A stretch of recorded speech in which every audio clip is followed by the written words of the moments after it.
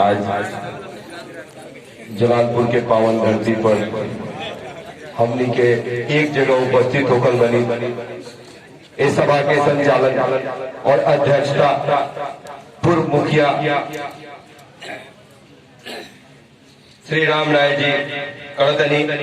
बहुत बढ़िया लगता इस सभा में उपस्थित माजी विधानसभा के जुझारू कर्मठ सुयोग्य और हमनी के मार्गदर्शन के रूप में काम करतनी श्री सत्येंद्र यादव जी। इस सभा में उपस्थित हमनी के राष्ट्रीय जनता दल के जिला अध्यक्ष आदरणीय सुनील राय जी। इस सभा में उपस्थित प्रदेश नेत्री प्रतिमा कुशवाहा जी। इस सभा में उपस्थित सारण जिला महिला अध्यक्ष हमनी के बड़ बनी उर्मिला यादव जी। इस सभा में उपस्थित पूर्व प्रखंड अध्यक्ष साथ ही मंच पर उपस्थित आदरणीय मुखिया जी, बीडीओ सदस्य, जिला परिषद सदस्य एवं तमाम वार्ड सदस्य एवं नौजवान साथी के 9 वर्ष की हार्दिक शुभकामना और जीत की हार्दिक बधाई देते हैं। लगातार रोलों के बीच में उपस्थित होकर आपन हम उपस्थिति देवे के कार्य कैले बनी आपन बतावे के कार्य कैले बनी कि हमनी के लड़ाई मान सम्मान के लड़ाई बा। 18 साल से हमनी के मान सम्मान के साथ जोन खिलवाड़ भइल बा उस मान के लड़ाई के लेकर वालों के बीच में आके कार्य कैले बनी। 6 साल पहले जब लड़ाई के शुरू करनी तो बाबा हरिहर नाथ से अपन यात्रा शुरू कर रही। बाबा हरिहर नाथ के समक्ष हमनी के 3 संकल्प लेवे के कार्य कर रही। 3 संकल्प हमनी के पंचायत प्रतिनिधि के संकल्प रहे कि महंगाई के दौर में हमनी के कैबिनेट से एक से एक कार्य होला, एक से एक योजना पारित होला। 24 घंटा हमनी के प्रतिनिधि पंचायत प्रतिनिधि सरकार के हर योजना के धरातल पर ले के काम करेंगे। अपना जिम्मेवारी के पूर्ण करते हुए 5 साल समय बितावेंगे। 24 घंटा समय पंचायत की सेवा में निछावर करेंगे। लेकिन जब यहाँ के बारी और यहाँ के 5 परिवार के बात आवेला तो बड़ा सोचनीय बिंदु हो जाला कि क्या महंगाई यहाँ पर लागू होता कि ना। सबके खातिर महंगाई लागू होता, सब खातिर सरकार सोचत रही तो रोड़ा लोग खातिर काहे नहीं सोचत।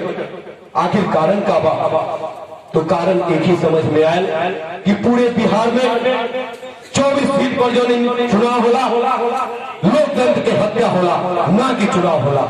लोकतंत्र के हत्या में लोग लगातार देख रहा बनी, लोग हर मीटिंग के देख रहा बनी, जा रहा बनी, सुनने के कार्य कर रहा बनी। आज वालों के बीच में केहू वोट मांगे होता तो सुधांशु रंजन के देन बा कि घर तक पहुंच के वैसे वोट मांगे होता। एक पहले ये चुनाव बिचवलिया आप दलाल के माध्यम से होते रहे।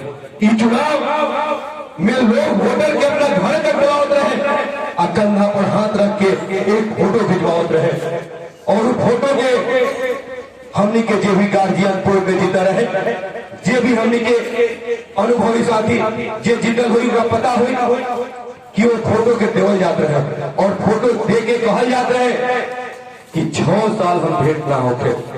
6 साल फोटो फ्रेम के देख के अपना प्रतिनिधि के याद करे के पड़ी और समझे के पड़ी। से आग्रह और विनती और निहोरा के साथ हम पुनः करे आल बनी और कहतनी कि पुनः वह समय आ गल बा का 6 साल 3 महीना प्रतिनिधि के याद ना आयल का 6 साल 3 महीना हमारे पंचायत में कोई प्रतिनिधि ना रहे का 5 साल पहले जो प्रतिनिधि जीत गया रहे वहाँ के सम्मान की जरूरत ना रहे का 5 साल पहले जो प्रतिनिधि जीत गया रहे वहाँ के चद्दर कम्बल और ठंडा के भय रहे।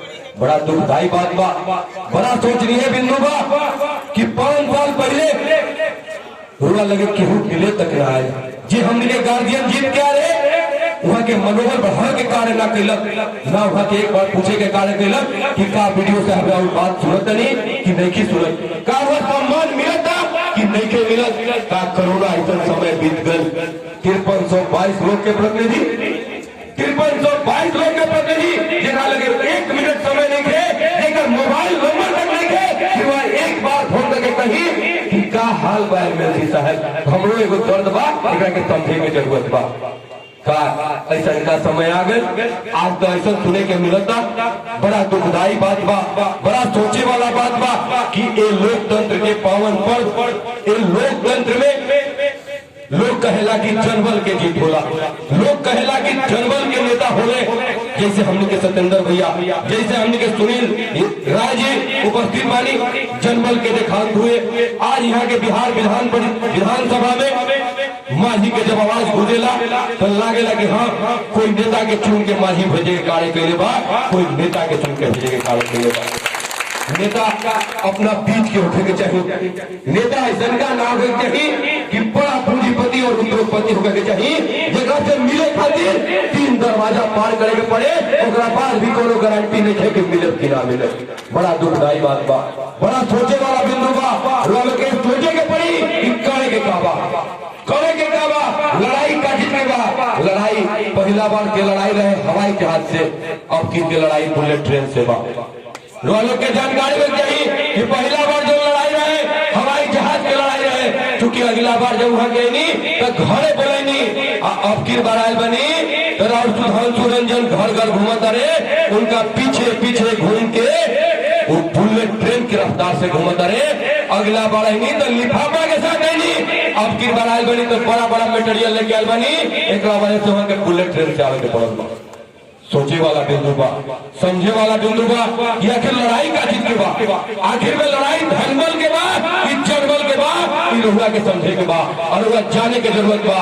हमनी के लड़ाई अगर जनबल के बा तो सुधांशु रंजन महागठबंधन के उम्मीदवार निश्चित रूप में जीत के जाके राउर मान सम्मान बढ़ाने खातिर उस सदन में एक बार जब बोली है तो समझ में आई कि हाँ हमनियों के एक नेता ना बिना चुन के भेजे के कार्य के बनी, जो गुजरता तो सारन के आवाज के बढ़ावे के कार्य कर रहा बा, हमनी के मान सम्मान बढ़ावे के कार्य कर रहा बा। हमनी के लड़ाई 3 बिंदु के लड़ाई बा, और लोग के हर सभा में हम कहे के कार्य के बनी, वह से मिले कि जब मिलल बनी तो हमनी के बतावे के कार्य के बनी कि हमनी के लड़ाई 3 बिंदु के लड़ाई बा, मान सम्मान के लड़ाई बा। जब बाबा हरिहर नाथ से जब यात्रा शुरू करी तो 3 बिंदु बाबा हरिहर नाथ के समक्ष सौगंध लेनी कि हमनी के प्रतिनिधि के भी सम्मान्य कार्य के सम्मान वेतन होना चाहिए। हमनी के पंचायत प्रतिनिधि 24 घंटा काम करेनी, जनता के बीच में रहनी, जनता के आवाज बनेनी, लेकिन जब घर जानी तो सोचे नहीं कि हमारे 5 परिवार खाई कैसे, हमारे 5 परिवार खाई कैसे। जब हुआ लोकतंत्र में बानी, जब पंचायत के विकास कार्य खातिर हुआ के चुनल जाता, हुआ विकास कार्य करत नहीं, तो जब 5 परिवार खाई तो विकास में मजा आई। पंचायत के विकास जब वो समय और आनंदमय हो जाए कि जब पंचायत प्रतिनिधि के 5 परिवार के पेट में अनाज हुई तो और आनंदमय हो जाए। कहे में भी शर्म लागेला, कहे में भी शर्म लागेला कि हमनी के पंचायत प्रतिनिधि वार्ड सदस्य के वेतन का बा, कहे में भी शर्म लागेला कि हमनी के पीढ़ी सदस्य के वेतन का बा, कहे में भी शर्म लागेला कि आदरणीय मुखिया जी के वेतन का बा, कहे में भी शर्म लागेला कि हमनी के जिला परिषद सदस्य के वेतन का बा। का 18 साल में कौनो ऐसा का मुद्दा उठल, का 18 साल में एक भी ऐसा का मुद्दा उठल कि पंचायत प्रतिनिधि के भी सम्मान कार्य के सम्मान वेतन होने के चाहिए। ये 5 साल जनता की सेवा करता, जनता के बीच में रहता, वो प्रतिनिधि के भी पेंशन होने की चाहिए कि 5 साल बाद कोनो कारणवश जनता के जनादेश नहीं मिलत और वहाँ के हार के सामना करे के पड़ता तो निश्चित रूप में पेंशन होने की चाहिए, वहाँ के लड़ाई होने की चाहिए। का तक कोनो क्वेश्चन उठा कि हम के पंचायत प्रतिनिधि जनता के बीच में रह के जनता के आवाज बनेनी, रात में 1 बजे जरूरत पड़ेला तो पंचायत प्रतिनिधि के दरवाजा होला, वो पंचायत प्रतिनिधि के दरवाजा होला, केहू जनता के जरूरत पड़ेला और कहेला कि हॉस्पिटल के जरूरत बा तो हमने के पंचायत प्रतिनिधि 1 बजे भी जनता के लेके हॉस्पिटल में जाए के कार्य करेंगे। अगर वहां लगे पैसा होके चाहे ना होके कर्ज लेके भी अपना जनता के सेवा करेंगे, लेकिन यहाँ तो ऐसा प्रतिनिधि बनी कि 6 साल अपना नाम के सामने माननीय लिखवाने खातिर, अपना नाम के मान सम्मान बढ़ाने खातिर इस कारण के छले के काम करनी हमने के प्रतिनिधि संख्या केहू नहीं खे कि अगर जलालपुर बाजार पर केहू के दुकान खोल दिया, केहू प्रतिनिधि एक वार्ड सदस्य के अगर जलालपुर बाजार पर एक दुकान खोल दिया और कह जाओ कि 5 साल साल हुआ दुकान चलावे की जरूरत बा। अब 5 साल बाद 5वां साल अगर वहां से कहल जाओ कि चलिए वहां अपना वार्ड में वोट मांगे तो वहां के लाज से शर्म से आंख झुक जाए, कहें कि कौना मुंह से हम जाए वोट मांगे, कौना आधार पर हम वोट मांगे जाए। लेकिन यहाँ तक ऐसा निर्लज लोग बा कि 6 साल 3 महीना अपना नाम के सामने माननीय लिखवेलक, और जब पूरा बारी आए तो रुआ लोग के बीच में लोग हमन बात लेके चलल कि हम रुआ की अब पंचायत सरकार भवन बना दे, हम रुआ की यहाँ पंचायत सरकार भवन बना दे, रुआ के हर योजना से जोड़ दे। योजना उनका बाप के ना हो, रुआ से जोड़ दिया योजना राउड और राउड योजना के अधिकारी बनी रौला चला ही की जरूरत बा। जब इतना बड़ा पात्र है तो कहे ना एक बार सदन में कहनी और कहे ना सदन के गरिमा बढ़नी, जबकि वह सरकार के पक्ष के नेता रहनी। वह सरकार रहे 18 साल में 12 साल सरकार के लोग जीत के गई बा, 18 साल में 12 साल सरकार के लोग के जीत के गई बा। 23 आदमी वो सदन के गरिमा बढ़ेले बा। जब 23 आदमी सरकार के लोग रहे तो अगर 23 आदमी एक साथ एक आवाज में कही कि हमरा पंचायत प्रतिनिधि के भी दवाई करावे खातिर सुविधा चाहिए, हमरा पंचायत प्रतिनिधि के भी दवाई करावे की सुविधा चाहिए। हमने के 6 साल पहले जब यात्रा शुरू करी तो हमने के पहला लड़ाई और पहला क्वेश्चन सम्मान्य कार्य के सम्मान वेतन 1 रुपये होके चाहिए। वार्ड सदस्य के वेतन 5 परिवार और महंगाई के दौर के देखते हुए वार्ड सदस्य के वेतन 15,000 रुपये के चाहिए। बीडी सदस्य के वेतन 20,000 रुपये चाहिए। आदरणीय मुखिया जी के वेतन 30,000 रुपये चाहिए और जिला परिषद सदस्य के वेतन 35,000 रुपये चाहिए। तब जाके परिवार खाई और पंचायत के विकास में मजा आई। हमने के पहला लड़ाई सम्मान्य कार्य के सम्मान वेतन, दूसरा लड़ाई सबके जरूरत बन गई दवाई। जब सबके जरूरत बन गई दवाई तो वह हर आदमी को दवाई करावे के सुनता नहीं। एक आयुष्मान कार्ड बना के हमने के APL BPL वाले लोग के भी जरूरत नहीं। हमने के पंचायत प्रतिनिधि बनी, जनता के बीच में घिरल बनी, जनता के आवाज बन बनी। अगर हमने के बारी आवे तो हमने के नेता कहाँ बनी? 5322 लोग 5322 लोग के नेता और वहां के मोबाइल नंबर तक नहीं थे। का कोनो ऐसा संविधान में नियम का कि अगर मैसेज के बाद जवाब मिलत होते? का ऐसा संविधान में नियम कि जगह लगे एंड्रॉइड फोन हुई हुए नॉमिनेशन कर सकता? अब फिर तो हमने के नेता इहो कहे के कार्य करते नहीं कि मैसेज लिखिए तो जवाब देंगे, मैसेज लिखिए तो जवाब देंगे। क्या न्याय है, क्या न्याय है इस कारण का कि मैसेज के बाद वालों के जवाब मिली? आज दर्द हुई तो काल इलाज हुई, आज दर्द हुई तो काल इलाज हुई। और वो इलाज का तीर बिचवलिया दलाल के सहारा लेने को पड़ी, क्योंकि जोन भी आज भैरवा वो देखे वाला बात बा। दूसरा लड़ाई हमने के बाद कि सबके जरूरत बन गई दवाई। हमने के निर्वाचन से 20 दिन के अंदर, हमने के निर्वाचन से 20 दिन के अंदर एक कार्ड बनाने की पड़ी।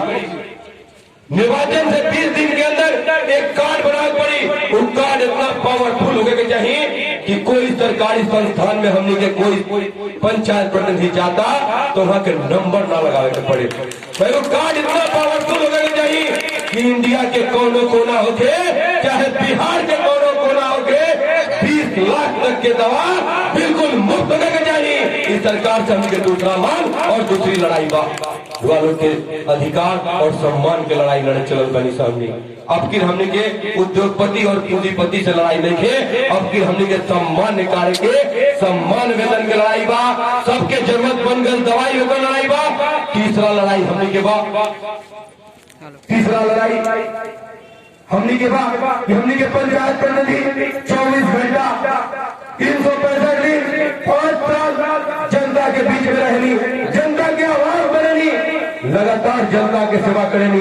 जेकर कलकत्ता में धंधा हुई उन्हें जाके धंधा करी, जे कलकत्ता में धंधा हुई उन्हें कलकत्ता में धंधा करी। आज एक घर के में रह के जन सेवा के मंदिर बना लेने हुई, वो कहाँ कहीं कलकत्ता जाई? वो तो जनता की सेवा करी और जनता के बीच में ही रही। जनता के बीच में जनता की आवाज बनेला आदमी जे काम करे हार जीत लागल बा। लेकिन 5 साल जब जनता के सेवा करे, जनता के बीच में रहे तो निश्चित रूप में हमरो अधिकार चाहिए, हमरो मान सम्मान चाहिए। 81% युवा साथी के जीत के आवल, 81% युवा साथी के जीत के आवल सारण में संकेतक बा कि सारण विकास मांगता, सारण विकास मांगता। 19% हमने के गार्जियन जीत के आयल बनी, 19% जो हमने के गार्जियन जीत के आयल बनी, वहां के अपन अनुभव देवे के कार्य कर रहा बनी कि लो हमारा अनुभव और सारण के स्वर्णिम विकास में अपन इतिहास लिख दो। 81% युवा साथी के देख के और नौजवान और गार्जियन के देख के अगर 5 साल बाद अगर जनता के जनादेश देखे मिलन दोनों कारणवश हमने के प्रतिनिधि हार के सामना करते नहीं, तो 5 साल बाद हार के सामना करते हैं तो निश्चित रूप में कोनो बात नहीं के हार का सामना करें, अगला बार तैयारी करें। लेकिन हारे हुए व्यक्ति के भी अगर 15,000 हमारा मांग के अनुसार वेतन देते नहीं तो निश्चित रूप में दी जीता प्रतिनिधि के, लेकिन हरला के बाद भी ओकर आधा रुपया पेंशन के रूप में दे पड़ी जो सरकार से तीसरा मान और तीसरी लड़ाई बा। चौथा बा मान सम्मान जो सुधांशु रंजन 24 घंटा बीच में रह के और देवे के कार्य करी है। जान ली पूरे बिहार और सारण के हम पहला युवा बनी, पूरे बिहार और सारण के हम पहला युवा बनी। राष्ट्रीय जनता दल के राष्ट्रीय अध्यक्ष आदरणीय लालू प्रसाद यादव जी भरोसा जतैले बनी, नेता प्रतिपक्ष आदरणीय तेजस्वी प्रसाद यादव जी अपन भरोसा जतैले बनी, राजद के महागठबंधन के शीर्ष नेता के नंबर अपन विश्वास देने के कार्य के लिए बनी। हमने के जिला के तमाम विधायकगण, जिला अध्यक्ष महोदय एवं जिला के तमाम राजद के सच्चे सिपाहीगण जो हम हमरा पर भरोसा जतावे के कार्य कर रहा बनी, तो जरूर कोनो बात बा इस सारण में ऐतिहासिक बात बा। इस सारण वीरों की धरती बा, देव की भूमि बा और इस सारण के साथ लगातार छलावा इस समझ में लिखा हो आखिर कारण का बा। इस उम्मीद और विश्वास के साथ रोल के बीच में बनी निहोरा और विनती कर रही कि जब अपन वो मत दे जाए, जब वो अपन मत दे जाए तो निश्चित रूप में ही ध्यान में रखे सुने सबके जो सुने को ही करे को ही करम सबसे। लेकिन जब नेता चुने की बारी आई और जब वह वोट करे जाए तो अपना दिल और दिमाग से सोचे कि हमार नेता ना हमार बेटा के हुई जो हमार लड़ाई लड़ी और मन सम्मान के लड़ाई लड़ी और अपन मत एक मत ऐसा का भटके मत दे, ऐसा का मत कि हमरा 2 नंबर पर विचार करे के बाद हमरा जब भी विचार करे के बाद तो हमरा जब भी विचार करे के बाद तो सुधांशु रंजन पर अगर विचार करे के बाद तो सुधांशु रंजन के नाम के सामने अपन मत के प्रयोग करें, उनमें सिंबल ना रहेला एक खातिर घबराए लोग मत। सुधांशु रंजन के राष्ट्रीय जनता दल के सिंबल बा, बैलेट में सुधांशु रंजन के नाम नहीं, उन नाम के सामने मत प्रयोग करे के पड़ी, वह अपन मत दे निश्चित रूप में सुधांशु रंजन सारण से जीत के जी है तो मान सम्मान में कभी दाग ना लगे दी और मान सम्मान बढ़ा के कार्य करी। यही आशा और उम्मीद के साथ वालों के लास्ट समय एक बात कह देते नहीं कि निश्चित रूप में जब हुआ फोन करें 24 घंटा जब फोन करें तो सुधांशु रंजन हुआ बीच में ही है और आवाज के मजबूत करी है। अगर हमारा कोनो पानी में गलती भाई लोग तो हमें के माफ करें। जय हिंद, जय भारत, जय राष्ट्रीय जनता दल, जय बिहार, जय महागठबंधन।